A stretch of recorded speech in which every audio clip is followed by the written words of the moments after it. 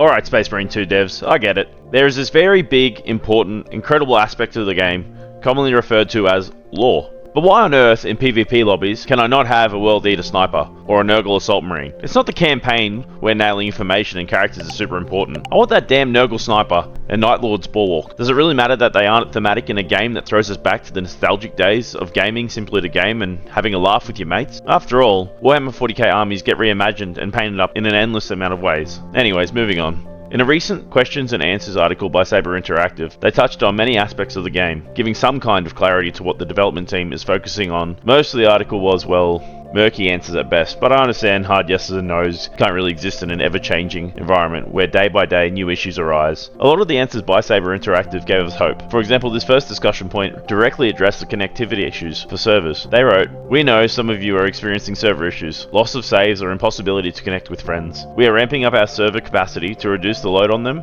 and working day and night to reduce the issues. This is a top priority for the team. A bigger patch is planned soon to improve this topic further, alongside new content." Yeah, this is good news. This is one of the moments in the article where Saber gave us a firm handshake, addressing the beast that has been a shit show of server issues. Well done.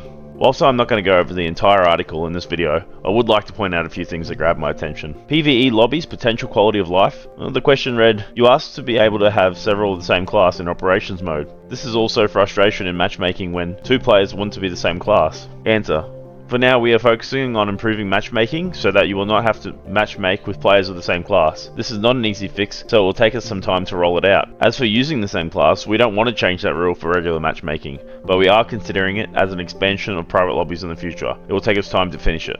For me, this doesn't really give a lot of hope for this possibility to become a reality. The term at the end there, considering it, makes me think that this is a potential back scratch to keep the angry mob back for the time being. It's not hate from me, I'm just trying to read between the lines, read what they're really saying.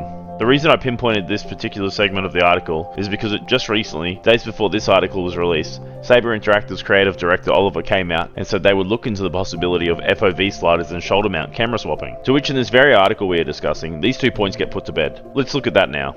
FOV slider is not something we are comfortable with, as it can degrade the visual aspect of the game, and on top of that, it is very complex. Our game is not a first-person shooter, the camera that we have is very cinematic, and constantly changes FOV based on what you're doing. Still, we understand this is a very popular request, so we are considering it anyways. If we are to implement shoulder swap, we will need to support it for all melee animations and transitions because everything in melee combat was based on the fact that you hold your pistol in your left hand and your melee weapon in your right hand because it looks badass. Nevertheless, shoulder swap is a feature we will not add to the game. Oh look, it's not the end of the world. It would have been a wicked addition to PvP, but at least we got an answer. They go on to answer 27-ish questions, some much more significant than others. You can find a link below to the full article. My only concern is they haven't addressed any hacking issues at all, and I've recently received a few reports saying that this has been brought to Saber's attention numerous times, resulting in some of the hacking tweets being taken down. If this is true, what does this mean? They don't want the negative attention, they need more time to sort it out, they're trying to find a solution. I don't know, man.